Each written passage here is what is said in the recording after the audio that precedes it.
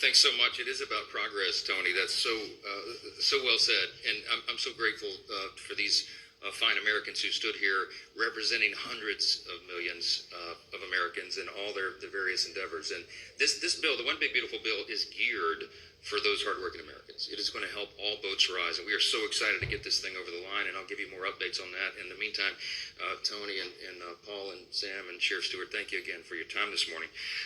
Let me zoom out. We'll just talk about foreign affairs quickly, and then we'll zoom back in on the Big Beautiful Bill. I know the conflict in the Middle East is top of mind for everyone, and it is for us as well. Over the weekend, of course, President Trump fulfilled what was a bipartisan, long-standing national security priority by carrying out successful strikes on Iran's nuclear facilities. Everyone around the world applauded this expertly performed duty by our extraordinary, unmatched military. Some of them applauded loudly and openly, and some of them quietly, but everybody except the evil regime in Iran knows this was the right thing to do. It's important to remember who we're discussing here, okay? Evil is the right word. Iran is the largest state sponsor of terrorism on planet Earth. The Iranian regime has been responsible for thousands of American deaths over the years, an untold number of maimings with roadside bombs all over the Middle East. They have funded and propped up terror proxies like Hamas, Hezbollah, and the Houthis, and their stated goal is the death and destruction of America, and of course Israel. That's why for decades presidents have talked tough on Iran. They've talked tough. President Clinton said, quote, "I believe all the Western nations have an overriding interest in containing the threat posed by Iran," unquote. President Obama, he said, "I have stated that Iran will never be allowed to obtain a nuclear weapon," unquote. President Biden, quote, "We will not, let me say again, we will not allow Iran to acquire a nuclear weapon." But it was President Trump who did more than talk. He acted, and it was long overdue. And his decisive action led to a weakened and vulnerable Iran that gives them no other choice than to come to the table, which they refused to do in good faith before. The president secured a ceasefire between Israel and Iran, and despite of the temporary disruption this morning, we believe that will hold. Peace in the Middle East has never been closer within our grasp, and that is something that we should all embrace and applaud. And we were heartened to see even people on the other side of the aisle, right-thinking, common-sense folks, say that this was the right move. The ceasefire is fragile, but it is very real. I spoke to the president this morning right before Air Force One took off from the tarmac. He's headed over to the NATO meeting, as you all know. And we talked about his frustration with the temporary disruption and the ceasefire overnight. And he told me he had just spoken to Prime Minister Netanyahu and encouraged him not to retaliate in any heavy way. And I think that request has been heeded. I told the president that I would immediately echo the same sentiment to my counterpart over there and my good friend, Speaker Ohana in the Knesset. I did that. I believe that Israel and the United States are locked arm in arm on this, and that unified front and that common goal is what is going to maintain peace. So I just want to say overall, this is America First policy in action. This is, as has been said here already this morning, the penultimate demonstration of peace through strength. This is what it means. But you got to have a strong commander-in-chief to make sure that happens. Regarding the presidential authority, now naturally, we've got some Democrats here on Capitol Hill who they have an allergic knee-jerk reaction to anything that President Trump does, no matter how noble and good. And they of course are opposed to his latest work to make Americans safer and bring peace in the Middle East, if you can imagine that. Some have even called for his impeachment over this. It's absolutely outrageous. It would be comical if it were not so serious and stupid. Let me be clear, and be as clear as possible. The strikes on Iran's nuclear facilities were clearly within President Trump's Article 2 powers as Commander-in-Chief. It shouldn't even be in dispute. Allow me to put my constitutional law hat on for a moment, because that's what I used to do, because both the law and the precedent are important for everyone to understand here. This may answer a lot of questions that you might ask this morning. The framers of our Constitution never intended for the president to seek the approval of Congress every time he exercises his constitutional authority under Article 2 as Commander-in-Chief. Alexander Hamilton argued in Federalist number 70, just for one example, that, quote, "Energy in the executive is a leading character in the definition of good government. It is essential to the protection of the community against foreign attacks," unquote.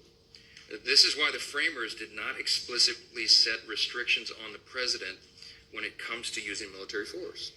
They understood something very practical about our matchless legislative body here in our Constitution. The way the Congress is set up, they knew it would be a deliberative body, and they knew that process by necessity would take time. And in an emergent and imminent situation, time is not something we always have the luxury of. And so they wanted, in moments of danger and conflict abroad, for one single hand of authority to have that authority to act decisively and effectively. Now we're hearing some talk about the War Powers Resolution. What is that exactly? Congress passed that legislation in 1973 under President Richard Nixon. It bars the use of armed forces in conflict beyond 60 days without congressional authorization or a formal declaration of war. A 30-day withdrawal period follows thereafter under the statute. It also requires that the president inform Congress within 48 hours of use of military force. Obviously, President Trump did that. Obviously, in the modern era with the 24-hour news cycle and social media, nothing goes by unnoticed. This might have made some sense in 1973, but I'm not even sure it was constitutional, and I'll tell you about that as well. Many respected constitutional experts argue that the War Powers Act is itself unconstitutional. I'm persuaded by that argument. They think it's a violation of the Article II powers of the Commander-in-Chief. I think that's right. If you look back at the Founders' intent, you read the Federalist Papers, you read the records of the Constitutional Convention, I think that is right. And many more scholars believe the President is correct to use his executive authority in exactly the manner that he did over the weekend. I am a jealous guardian of Congress's Article I authority. We are the defenders of it here, and we take it seriously, and I always will be. But exercising the authority to declare war isn't something we've done since World War II. And everybody in this room knows, since then we've had more than 125 military operations. From Korea and Vietnam to Iraq and Afghanistan. They have occurred without a declaration of war by Congress. Presidents of both parties have exercised that authority frequently. A few recent examples. President Biden ordered strikes on Iraq, Syria, and Yemen. President Obama launched an 8-month-long bombing campaign in Libya to oust Gaddafi. President Clinton initiated air patrols and airstrikes in Bosnia and a bombing campaign in Yugoslavia. Every one of those actions were taken unilaterally and without prior authorization from Congress. The bottom line is the Commander-in-Chief is the President. The military reports to the President. And the person empowered to act on the nation's behalf is the President. The last few days have unfolded exactly as the law outlines and as history has demonstrated and as the framers of the Constitution intended. I'm convinced of that. Let me change subjects and we'll zoom in back to domestic affairs and the one big beautiful bill. I will say it's very relevant to the discussion about global affairs because one of the things, as you all know, that the big beautiful bill will accomplish is it will support our military funding. While congressional Democrats feign concern about the safety and well-being of U.S. service members, House Republicans are working to deliver legislation that actually accomplishes that and supports them. I think it's really important that amid this global threat landscape that we point out there's never been a better time for a piece of legislation, a generational, once-in-a-generation opportunity legislation like the One Big Beautiful Bill. This bill funds President Trump's Golden Dome to bolster long-range missile defense capabilities. How many of you know that's kind of important right now? It accelerates the modernization of our nuclear deterrent. Couldn't have a better time for that. And it revitalizes our defense industrial base. There's a few specifics. $34 billion to expand the size and capabilities of our naval fleet. To $25 billion for the Golden Dome. $21 billion to restock America's arsenal of munitions and ramp up domestic production of rare earth and critical minerals. $13 billion for nuclear deterrence. $12 billion to enhance military readiness, among many other great provisions that I won't bore you with listing. It's exciting stuff. And the One Big Beautiful Bill is a generational investment in American military might. And we need to get it to President Trump's desk as soon as possible. I think we will.